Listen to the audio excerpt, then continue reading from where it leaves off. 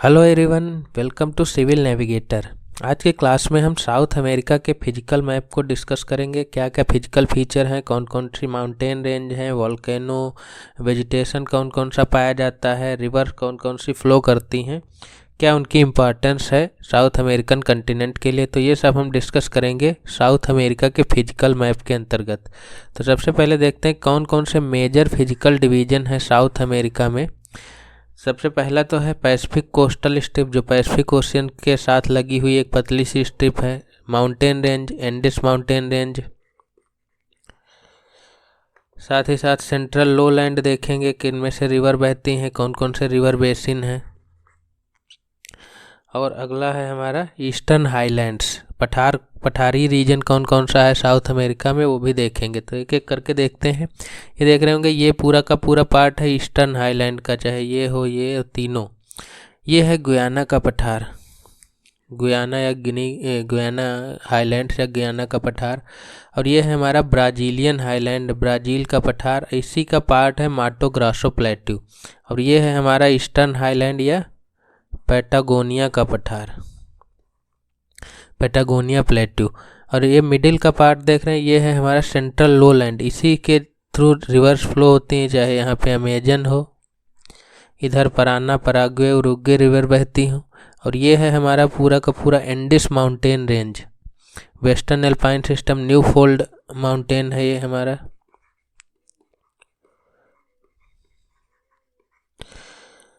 आज से 200 million year पहले ये जो है 3 पार्ट में डिवाइड नहीं था। जैसे आज देख रहे हैं कि गुयाना, ब्राज़ील और पैटागोनिया ये कभी एक ही में हुआ करता था, एक साथ जुड़ा हुआ था। 200 मिलियन साल पहले ये कहीं यहाँ अफ्रीका का ये गल्फ ऑफ गिनी है, यहीं पे ये फिट हुआ करता था ऐसे। लेकिन कुछ कारणों से 200 मिलियन ईयर एगो पहले वेस्टवर्ड मूव करना स्टार्ट किया, जिससे इस पर प्रेशर पड़ने की वजह से ये टूट गया 2 भागों में। तो एक देख रहे हैं, यहाँ से अलग हुआ, यहाँ से अलग हुआ, तो टोटल 3 टुकड़े बन गए इसके। और यहाँ पे जो क्रैक क्रिएट हुआ उसी में से रिवर फ्लो होना स्टार्ट हुई, और ये इरोड होते होते धीरे धीरे लो लैंड बन गया। तो इधर ये अमेजन का बेसिन तैयार हो गया, इधर पराना, पराग्वे और उरुग्वे रिवर्स का बेसिन तैयार हो गया। तो वही है हमारा सेंट्रल लो लैंड। और इधर बढ़ने की वजह से, मूवमेंट होने की वजह से, इस पर प्रेशर पड़ने की वजह से ही उत्पत्ति हुई इस एंडिस माउंटेन रेंज की पूरे के पूरे। तो ये तैयार होते हैं, इसके फिजिकल डिवीज़न किस तरह बने ये देख पा रहे होंगे। यहाँ से ले करके यहाँ पे टेरा डेल फ्यूगो एक आइलैंड है, आइलैंड ग्रुप ऑफ आइलैंड है, जो कि डिस्प्यूटेड है, चिली और इधर अर्जेंटीना पड़ता है। उसी के ऊपर एक है बीगल चैनल, बीगल चैनल, वहीं से स्टार्ट होता है एंडिस माउंटेन रेंज। और ये सीधे करेबियन सी तक फैली हुई है, करेबियन सी तक फैली हुई है पूरी की पूरी एंडिस माउंटेन रेंज। ये रहे हमारे अमेजन का बेसिन जो हमने सेंट्रल लोलैंड में देखा था। ये रहा हमारा गुयाना का पठार, गुयाना हाईलैंड। ये रही ब्राज़ीलियन हाईलैंड। और इधर है हमारा पैटागोनिया हाईलैंड, पैटागोनिया का पठार। तो ये पूरा का पूरा एंडिस माउंटेन जो है न्यू फोल्ड माउंटेन है। अगर इसको 3D में विजुलाइज करना चाहें तो ये देख पा रहे होंगे, ये रही माउंटेन रेंज, ये पैसिफिक, ये किनारा देख रहे हैं, ये पैसिफिक कोस्टल स्ट्रिप है। ये लो लैंड है जो अमेजन और पराना, पराग्वे का बेसिन है, ये हो गया पैटागोनिया। ये ब्राज़ीलियन हाईलैंड। और ये हो गया हमारा गुयाना का पठार। इसी पे 4 कंट्री बसे हुए हैं। एक तो ये वेनेजुएला हो गया, इधर हमने देखा था गुयाना, सूरीनाम और फ्रेंच गुयाना। तो ये 4 कंट्री इसी गुयाना हाईलैंड पे बसे हुए हैं। ये रहा ब्राज़ीलियन हाईलैंड और ये है हमारा पैटागोनिया पठार। ये हमने बात की कि इधर मूवमेंट, वेस्टवर्ड मूवमेंट होने की वजह से ही उत्पत्ति हुई इस एंडिस माउंटेन रेंज की। तो कौन सी प्लेट रिस्पॉन्सिबल थी इस उत्पत्ति के लिए? तो ये देख रहे हैं नज़्का प्लेट, पैसिफिक ओशियन का ही, पैसिफिक की ही पार्ट है। और इधर है हमारी साउथ अमेरिकन प्लेट। तो जब वेस्टवर्ड मूवमेंट स्टार्ट हुआ इस साउथ अमेरिकन प्लेट का, पहले कहीं यहाँ होती थी, तो उसके वजह से इस पर प्रेशर पड़ा। प्रेशर पड़ने की वजह से उत्पत्ति हुई इधर एंडिस माउंटेन रेंज की। ये पूरा का पूरा एंडिस माउंटेन, तो नाजका प्लेट और साउथ अमेरिकन प्लेट के टकराने से ही उत्पत्ति हुई है इस एंडिस माउंटेन की। ये देख रहे होंगे पूरा का पूरा एंडिस माउंटेन रेंज है। यहाँ से यहाँ इसकी कुछ खास बातें देख लेते हैं, जैसे कि ये विश्व की सबसे लंबी, लॉन्गेस्ट, इतनी लंबी कोई भी माउंटेन रेंज नहीं है विश्व में, ये सबसे लंबी विश्व की माउंटेन रेंज है। साथ ही साथ जब हम लोग पढ़ रहे थे, यहाँ पे एक कंट्री है चिली, मिर्चे जैसे आकार का लंबा सा कंट्री है, वो उसका भी लॉन्गिट्यूडनल एक्सटेंट जितना ज़्यादा है इतना किसी भी कंट्री का नहीं है, मतलब अक्षांशीय विस्तार सबसे ज़्यादा इसी चिली का ही है। और ये जो है इसमें बहुत सारी हाईएस्ट पीक्स पाई जाती हैं। अगर सबसे हाईएस्ट माउंटेन रेंज की बात करें तो हमारा हिमालयन ही है, हिमालयन रेंज, जिसमें बहुत सारी हाईएस्ट पीक पाई जाती हैं, एशिया में है। अगर एशिया के बाहर हम बात करें सबसे हाईएस्ट माउंटेन की या हाईएस्ट माउंटेन पीक्स की, तो वो इसी एंडेस माउंटेन रेंज में ही पाई जाती हैं। हम लोग देखेंगे आगे कि कौन कौन सी हाईएस्ट पीक्स इसमें पाई जाती हैं। तो अगर कोई इसके अलावा सबसे हाईएस्ट पीक की बात की जाए तो इसी रीजन में आपको मिलेंगी वो। यहाँ से देख रहे होंगे ये 3 भागों में बट जा रहा है एंडेस माउंटेन।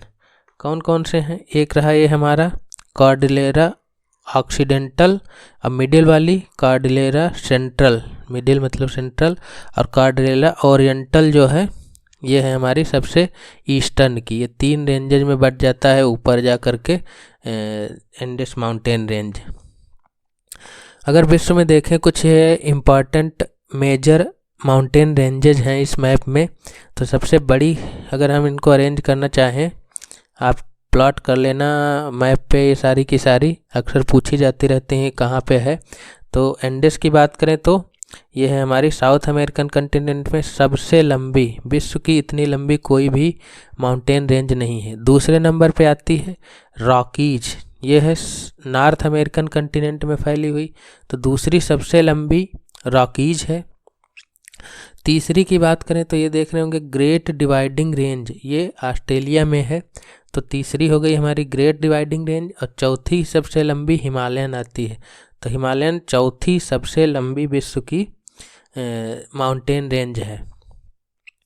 एक चीज़ इसमें नोटिस कर रहे हो एक मैप में कि ये जो है एंडेस माउंटेन ये कंटिनेंट के वेस्ट में है, और अगर इधर देखें ग्रेट डिवाइडिंग रेंज तो ये कंटिनेंट के ईस्ट साइड में है। ऐसा क्यों हुआ होगा? तो इसका जवाब हमें प्लेट टेक्टोनिक में मिलेगा। आज से 200 मिलियन ईयर अगो पहले ये कहीं यहाँ था और ऑस्ट्रेलिया भी कहीं यहाँ हुआ करता था, तो इसका मूवमेंट ईस्टवर्ड हुआ और इसका मूवमेंट वेस्टवर्ड हुआ। तो प्रेशर इस पे किधर पड़ेगा? इस साइड पड़ेगा, और इस पे किधर पड़ेगा? इस साइड पड़ेगा। तो इसीलिए ग्रेट डिवाइडिंग रेंज इधर हुई और एंडेस माउंटेन रेंज इधर ओरिजिनेट हुई। तो इनको याद रखना है आपको, कुछ माउंटेन रेंज। तो ये पूरा का पूरा सारे फिजिकल फीचर इसमें दिख रहे होंगे। एक तो हो गई एंडेस माउंटेन रेंज, ये ऊपर 3 भागों में भी डिवाइड हो रही। ये हो गया गुयाना का पठार, इस पर 3-4 कंट्री, वेनेजुएला, और ये रहा हमारा गुयाना, सूरीनाम और फ्रेंच गुयाना। ये ब्राज़ील का हाईलैंड, ब्राज़ीलियन हाईलैंड, माटो ग्रासो देखे थे हम लोग कहीं यहीं पे। और ये रहा हमारा पैटागोनिया का पठार। पैटागोनिया का पठार मिनरली बहुत रिच है, तो इसीलिए इसको स्टोर हाउस ऑफ मिनरल्स, खनिजों का भंडारगृह बोला जाता है इसी पैटागोनिया प्लेट्यू को ही, क्योंकि यहाँ बहुत सारे मिनरल्स पाए जाते हैं। जब इकोनॉमी का मैप करेंगे साउथ अमेरिका का, उसमें देखेंगे। अगर हम हाईएस्ट पीक की बात करें एंडेस माउंटेन में, तो यहाँ पे एक मिलता है माउंट एकांकागुआ, लगभग 6900 मीटर के करीब इसकी हाइट है। तो ये एंडेस में इधर नीचे के साइड चिली और अर्जेंटीना बॉर्डर पे पाया जाता है एंडेस माउंटेन में, माउंट एकांकागुआ। अभी हमने बात की कि जो एंडेस माउंटेन की उत्पत्ति हुई है वो एक न्यू फोल्ड माउंटेन है, और उसकी नाजका और साउथ अमेरिका प्लेट के मिलने से उत्पत्ति हुई। तो नाजका प्लेट जो है वो ओशियानिक प्लेट है और जो हमारी साउथ अमेरिकन प्लेट है वो कॉन्टिनेंटल प्लेट है। तो जब ओशियानिक प्लेट और कॉन्टिनेंटल प्लेट टकराती हैं तो जो ओशियानिक प्लेट है वो भारी होने की वजह से नीचे सबडक्ट होती है और जब ये स्टेनोस्फीयर में पहुंचती है तो पिघल जाती है। उसको चाहिए फिर निकलने के लिए कहीं स्पेस, तो वो कॉन्टिनेंटल क्रस्ट को तोड़ के ऊपर निकलती है और वॉल्केनो के रूप में बाहर आती है। जहाँ पे ये दोनों मिलती हैं वहाँ पे एक ट्रेंच क्रिएट हो जाती है, पूरी की पूरी ट्रेंच क्रिएट हो जाती है। तो पूरे जो ये पूरा पैसिफिक का रीजन देख रहे हैं, यहाँ पे पूरी पैसिफिक प्लेट है, ये सबडक्ट होती है इधर भी और इधर भी, इसीलिए तो पैसिफिक ओशन का साइज घट रहा है। तो इनके सबडक्ट होने की वजह से वॉल्केनो निकलेंगी चारों तरफ। तो ये पूरे का पूरा रीजन जो देख रहे हैं ये पूरा वॉल्केनो से भरा हुआ है। अक्सर न्यूज़ में सुनते होंगे कि कहीं कोई वॉल्केनो, अभी कुछ दिन पहले इसका न्यूज़ में था मेरापी, और ये पूरा का पूरा रीजन अफेक्टेड है वॉल्केनो की एक्टिविटीज़ से। तो इसीलिए इसको पैसिफिक रिंग ऑफ फायर बोला जाता है। आज का हमारा विषय केवल ये साउथ अमेरिकन कंटिनेंट को देखना है, तो हम लोग देखते हैं कि कौन कौन सी वॉल्केनो इधर पाई जाती हैं नाजका प्लेट और साउथ अमेरिकन प्लेट के टकराने से। तो एक तो है हमारी चिम्बराजो, जो हाईएस्ट डॉर्मेंट वॉल्केनो है, इक्वाडोर में पाई जाती है। कोटोपॉक्सी एक्टिव है, ये भी इक्वाडोर में ही पाई जाती है। ओजस डेल सलाडो, ये हाईएस्ट एक्टिव वॉल्केनो, विश्व की सबसे ऊंची एक्टिव वॉल्केनो यही है। ये देख रहे होंगे, ये रही कोटोपॉक्सी और ये है चिम्बराजो। चिम्बराजो चिल्लाना बंद कर चुकी है, मतलब ये डोरमेंट हो चुकी है। कोटोपॉक्सी अभी भी एक्टिव है। और ये रही हमारा एकांकागुआ। बहुत सारी इसमें वॉल्केनो होंगी, लेकिन जो हमें पूछी जाती हैं हम उन्हीं के विषय में देखेंगे। वैसे तो बहुत सारी हैं इस रीजन में वॉल्केनो। एकांकागुआ भी कभी जो हाईएस्ट पीक देखी हमने एकांकागुआ, ये भी एक वॉल्केनो पीक ही है। अब डोरमेंट हो चुकी है लेकिन पहले वॉल्केनो ही हुआ करता था। तो ये हाईएस्ट माउंटेन पीक भी है। और साथ ही साथ ये देख रहे होंगे अंकोहोमा, ये दूसरी सबसे हाईएस्ट पीक है एंडिस माउंटेन की। एकांकागुआ फर्स्ट और अंकोहोमा देख रहे हैं 6430 मीटर के करीब है अंकोहोमा की हाइट। और साथ ही साथ हमने बात की कि जब प्लेट टकराती हैं तो एक ट्रेंच भी बनती है, ट्रेंच भी फॉर्म होती है ना। तो ये पेरू चिली ट्रेंच देख रहे होंगे इधर, यहीं से बहती है एक हमारी पेरू की कोल्ड करंट या ठंडी धारा, जिसका पता लगाया था हम्बोल्ट महोदय ने। तो इसलिए इसको हम्बोल्ट की धारा भी बोला जाता है। यहाँ पे पेरू की धारा या हम्बोल्ट की धारा, इधर हो गई चिली या पेरू ट्रेंच। तो ये कुछ वॉल्केनो है। और एक हमने बात की, ये रही कोटोपॉक्सी और चिम्बराजो, इक्वाडोर में ही दोनों की दोनों हैं। और हमने बात की ओजस डेल सलाडो, वो भी ये चिली अर्जेंटीना बॉर्डर पे पाई जाती है, सबसे हाईएस्ट एक्टिव वॉल्केनो है। ये एंडेस को भी 3 भागों में डिवाइड कर दिया जाता है कभी कभी। इक्वेटर से ऊपर के नॉर्दर्न एंडेस बोल देते हैं, इक्वेटर और ट्रॉपिक ऑफ कैप्रिकॉर्न के बीच के हम लोग सेंट्रल एंडेस बोल देते हैं, और उससे नीचे के भाग को सदर्न एंडेस बोल देते हैं। तो ओजस डेल सलाडो और इसकी हाईएस्ट पीक एकांकागुआ, ये दोनों के दोनों इसी सदर्न एंडेस में ही पाए जाते हैं। अगर एक देख रहे होंगे कि ये जो है एंडेस माउंटेन मिडिल में बहुत चौड़ा है। अब हम लोग देख लेते हैं वेजिटेशन। तो यहाँ पे कंपोस, लानोस, सेल्वाज और पंपास टाइप का वेजिटेशन पाया जाता है।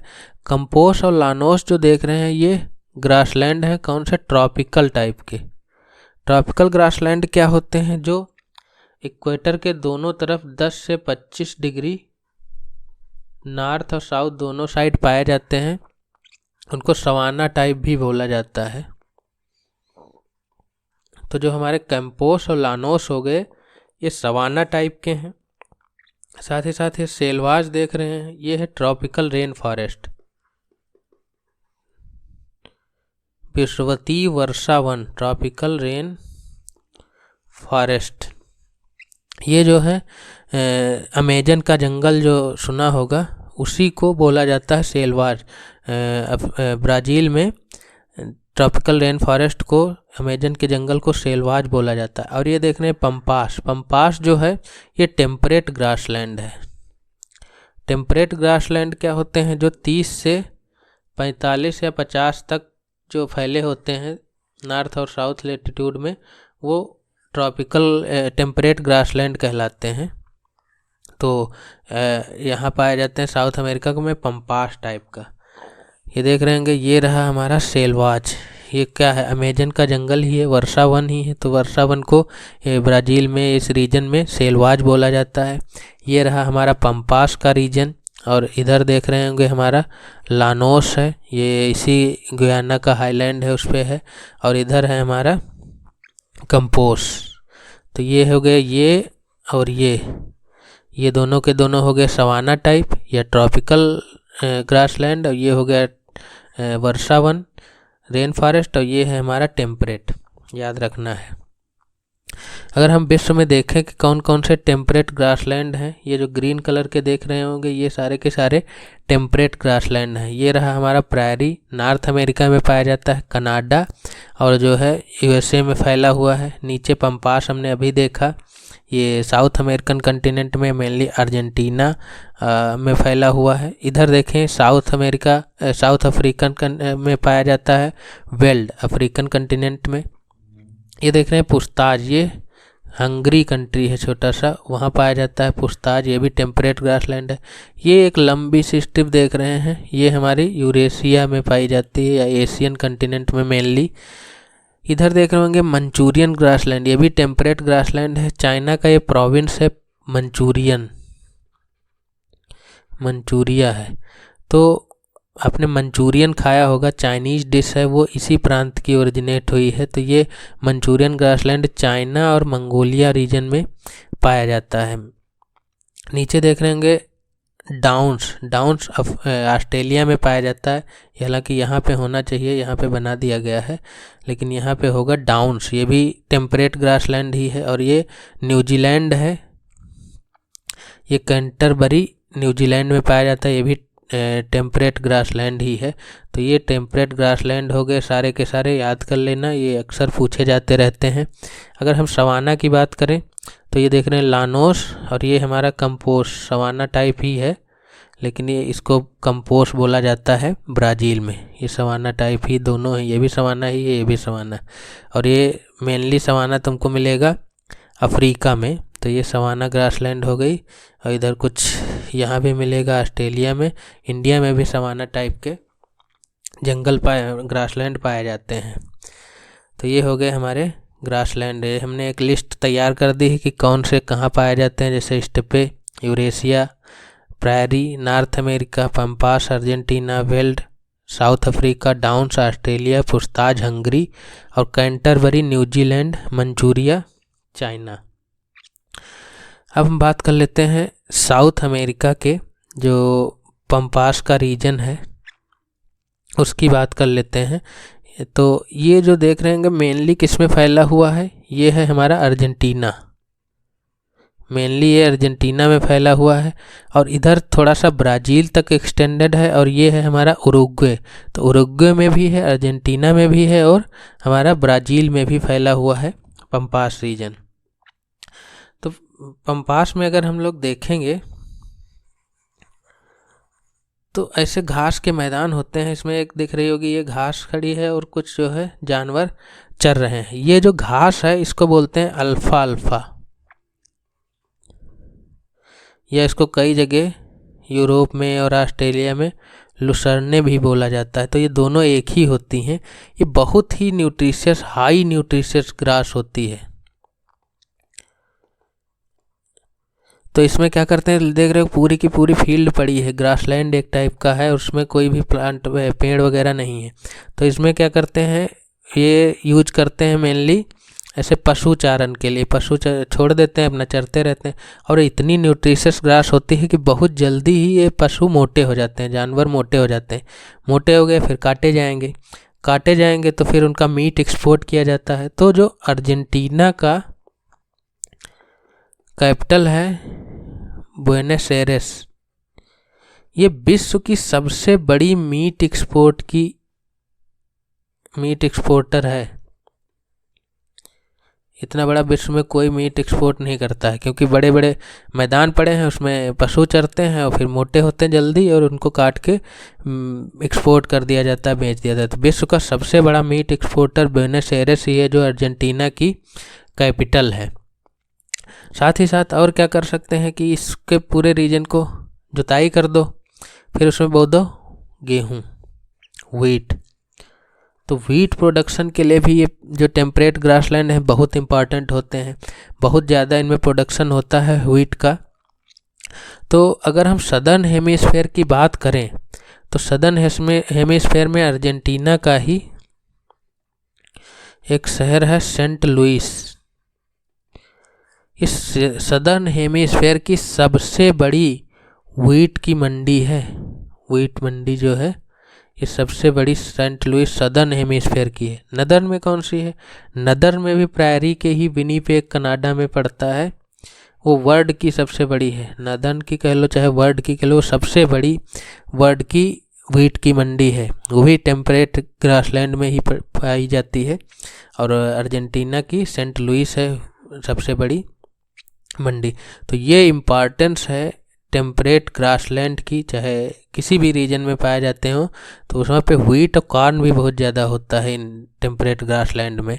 इसीलिए तो यूएसए और कनाडा में जो है कॉर्न और व्हीट के लिए फेमस है। तो ये इम्पॉर्टेंस है हमारे टेम्परेट ग्रासलैंड की। अगर हम व्हीट का मैप देखना चाहें तो जहाँ जहाँ हमने टेम्परेट ग्रासलैंड देखे थे वो रीजन तो आएगा ही आएगा व्हीट प्रोडक्शन में, क्योंकि वो बहुत फर्टाइल रीजन होता है व्हीट के लिए। चाहे देख लो मंचूरियन देखे थे हम लोग, इधर हमने प्रायरी देखे थे, ये पम्पास का रीजन है, इधर ऑस्ट्रेलिया में डाउन्स का रीजन है, इधर जो है हमारा बाकी तो यूरोपियन रीजन है, इधर हंगरी वाला जो पुछताछ रीजन था।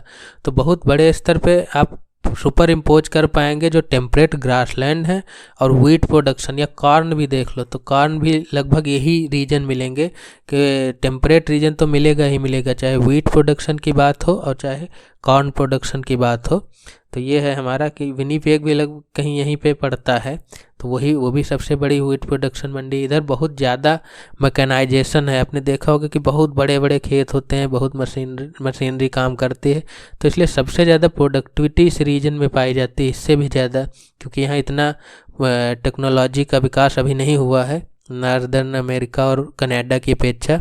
तो इसलिए सबसे बड़ी विश्व की मंडी यही है विनीपेग, व्हीट की बात करें अगर। तो अगला देख लेते हैं अमेजन। तो अमेजन का जंगल पूरा देख पा रहे होंगे, पूरा फैला हुआ है, चाहे कोलंबिया हो, वेनेजुएला हो, 3 कंट्री है, गुयाना, सूरीनाम और फ्रेंच गुयाना। इधर कुछ रीजन इक्वाडोर तक फैला हुआ है और पेरू। इसी के बीच से बहती है अमेजन रिवर, इसी को बोला जाता है सेलवाज। अमेजन के जंगल ये वर्षा वन है, विश्वतीय वर्षा वन या अमेजन रेन फॉरेस्ट इनको बोलते हैं। तो ये बहुत बड़ा एरिया कवर करते हैं अफ्रीका में। हाईली बायोडाइवर्स है, हाई बायोडाइवर्सिटी है, कई सारे यहाँ पे नेशनल पार्क भी मिलेंगे, बहुत सारी बर्ड की स्पीसीज, फ्लोरा फौना दोनों ही बहुत हाईली डाइवर्स है इस रीजन में। साथ ही साथ अगर हम बात करें कि ये विश्व के फेफड़ा, लंग्स ऑफ द वर्ल्ड बोला जाता है इस अमेजन रेन फॉरेस्ट को ही, क्योंकि ये बहुत बड़े स्तर पे कार्बन सिंक की तरह काम करता है। CO2 ले लेता है और ऑक्सीजन को उत्सर्जित करता है। फेफड़ों का काम क्या होता है? शरीर को ऑक्सीजन देना और शरीर की कार्बन डाइऑक्साइड को बाहर निकालना। तो उसी तरह ये भी काम करते हैं, इसीलिए इनको विश्व का फेफड़ा भी बोला जाता है। ये देखें तो लगभग 20% ऑक्सीजन जनरेट करते हैं, जितनी विश्व में उत्सर्जित होती है ऑक्सीजन, उसका 20% केवल यही रीजन जो है जनरेट करता है। तो हाईली इम्पॉर्टेंट है ये हमारे लिए अमेजन के जंगल। हालांकि आज बहुत बड़े स्तर पर डिफॉरेस्टेशन हो रहा है, चाहे अर्बनाइजेशन हो या फिर एग्रीकल्चर पर्पस से ये रीजन जो है आज निर्वनीकरण हो रहा है, यहाँ पे डिफॉरेस्टेशन हो रहा है। साथ ही साथ बहुत सारी यहाँ पे ट्राइब्स ही पाई जाती हैं। हम लोग देखेंगे आगे कि क्लास में कि कौन कौन सी पाई जाती हैं ट्राइब्स इस रीजन की, कुछ इम्पॉर्टेंट ट्राइब्स। जो बहुत सालों से आइसोलेटेड है, उनका बाहरी दुनिया से कांटेक्ट ही नहीं है। इसी वर्षावन के बीच से बहती है हमारी अमेजन रिवर, जो हम लोग ड्रेनेज सिस्टम में पढ़ेंगे तब देखेंगे। तो ये हो गया हमारा पूरा मैप। ये रही पूरी एंडेस माउंटेन रेंज, ये हो गए पंपास के मैदान, इधर हो गया पैटागोनिया, यहाँ पे हमने पढ़े थे कैंपोस, ये हो गया अमेजन रेन फॉरेस्ट या इनको सेलवाज बोला जाता है, और ऊपर हमारा लानोस। तो अगर याद रखना तो पीसीएस पेम्पास, कैंपोस और सेलवाज, ये दोनों के दोनों सवाना टाइप हैं। ये ट्रॉपिकल रेन फॉरेस्ट है और पंपास टेम्परेट ग्रासलैंड है। तो ये है हमारा साउथ अमेरिका का कंटिनेंट। अगर इस क्लास की पीपीटी डाउनलोड करनी है तो हमारे टेलीग्राम चैनल सिविल नेविगेटर को फॉलो करके इसकी पूरी पीपीटी डाउनलोड कर सकते हैं। Thank you very much.